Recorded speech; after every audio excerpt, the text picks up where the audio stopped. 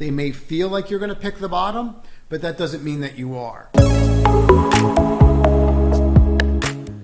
Okay, traders, we got a lot to get into tonight. I want to start with NVIDIA and what happened today, because I think it's really pertinent that we grasp this. So if you take a look at the move that we had, it was outsized to say the least. On average, this will move about 12 to 14 points right now. On a day like today, we're looking at roughly 20 points. It's a lot. Look, they missed, in my opinion. I don't think it's really debatable, but I guess we could say it's opinion. And they lowered guidance. I'm going to just tell you, you need to be really careful getting excited because you had one good day. And that's all I'm going to say about it. I'm not saying that eventually this market does not turn around, but you have some really key areas that you have to watch here, okay? So like this 120, this 182.38 level you need to watch. You ran right up to 180 and rejected clean right into where all these other wicks are. We're seeing this a lot where you have these one-hit wonders and then you break down.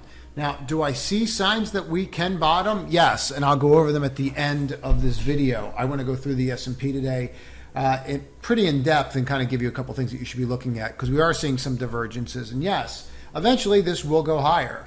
I think it's a little premature to say that this is it, we have to get in the bottom rung. So with something like this, frankly, I put a short on at the end of the day. Usually these 1 days have just been rolling. Something like this, the way that this is setting up, if you look at it on the 15-minute, it clearly broke down at the end of the day finally. You can see the trend line from here, but we can just draw it in real quick. So even if you just look at something as simplistic as this, right? I mean, that's just insane, that trajectory. Then you can see how that flipped support, and now all of a sudden it was what? Resistance, bonk, bonk, bonk the whole day. And now look where you're at. So something to think about. We'll see how it plays out tomorrow. But even if you look here on the hourly, I will show you this too. I have it up. Let's get rid of this line. So you can see this wick. The wick breaks out of this high tight flag. Then you have a reversal right here on the hourly, having a bearish engulfing. Right here on that hourly, you can't flip, and then you just kind of try to get above it, and then you just get rejected again. So something like this, you just pay attention to it because we are seeing some reversals out there and they haven't been pretty. Now, there's a couple that came out with earnings tonight. We're going to talk about Alta. Alta came out and absolutely crushed after hours. You're at 407, but it's not really lighting the world on fire. At one point tonight, we were actually up at 430. It's decent, but I would expect this really huge move and I'd expect it to stick, and it didn't stick because they crushed. $6.30 versus $4.46, revenue of $2.35 versus $2.12. I mean, I don't know who's going in the store, but someone's buying the heck out of what they're selling. Revenues are looking at $9.55 versus $9.15. So they're raising on every single level. They're raising fiscal 2022, which is very impressive. But I would like to have seen this hold a little bit. So, watch this tomorrow. The majority of these names that broke out today, they did come in. I had a decent short on this today, DG, but they rallied up and then they kind of came all the way back down and kind of sat in the middle. You're not really getting a lot of meat on the bone unless you're buying this after hours, right? If you bought the open, you had a problem. You really had to buy the dip today, and you can kind of see that with Dollar Tree too. So just be a little careful. I mean, there's not a lot of meat on the bone. If you bought the open, you're buying $160 and you made $2. But look at all this risk if you gap filled, and they can gap fill.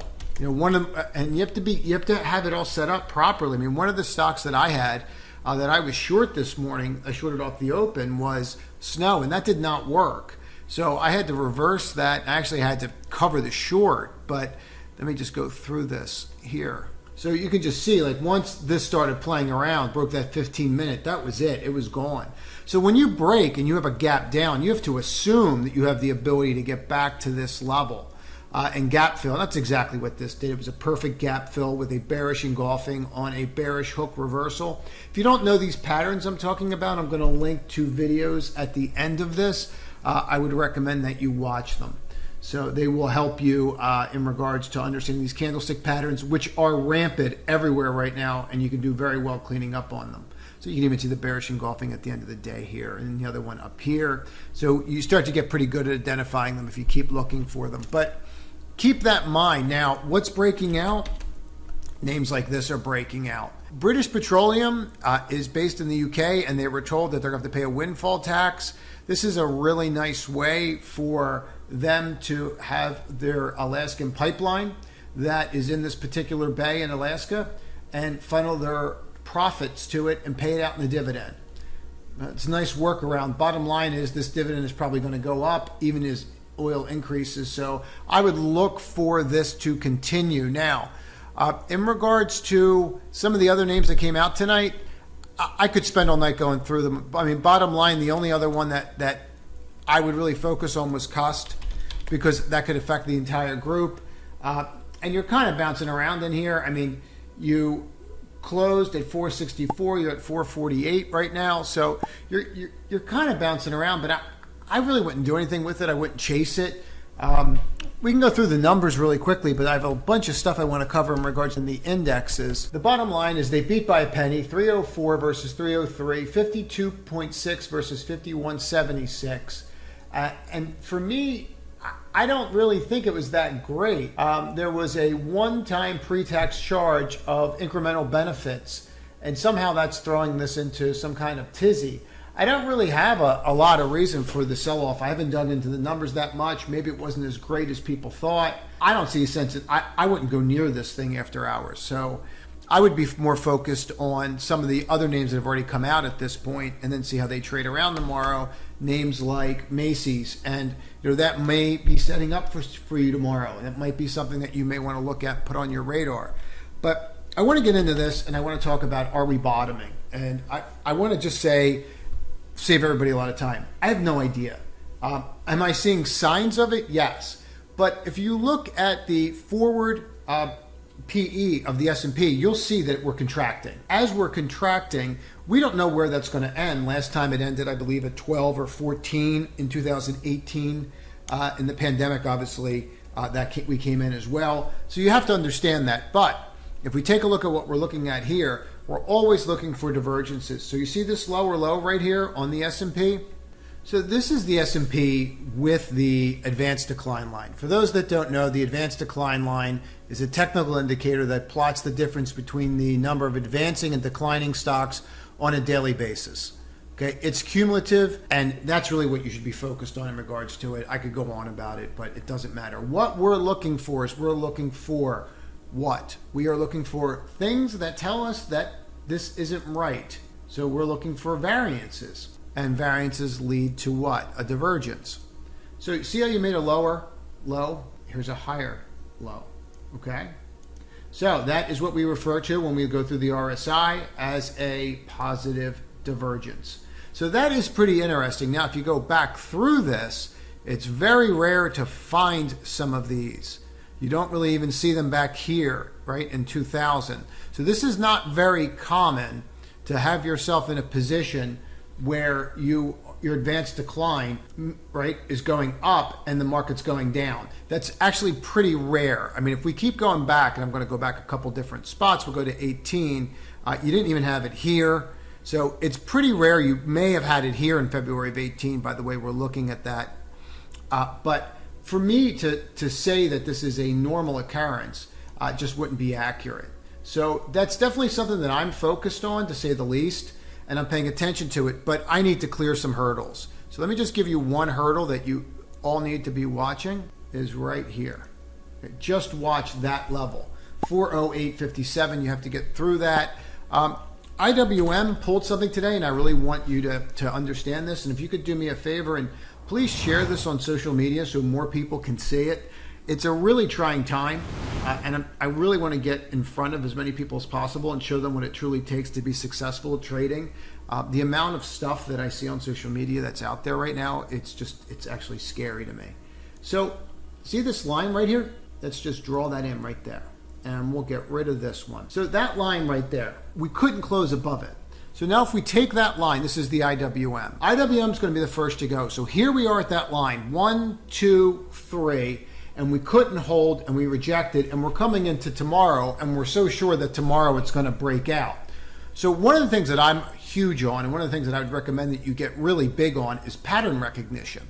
And I'm asked a lot about this kind of stuff in the comments, and so please comment. It helps me to know what to talk about. So I'm big on pattern recognition. And how do you learn pattern recognition? By going through a lot of charts. I go through a lot of charts. So one of the patterns that you're going to recognize is going to be right back here, similar. But here you are again, 1, 2, 3. And we all thought we were going to break out the next day because of AMD's earnings. And what happened? Bam, the flim flam, and down we go. So all I'm saying to you is just be aware that these setups, when you're in a downtrend, they may feel like you're going to pick the bottom, but that doesn't mean that you are.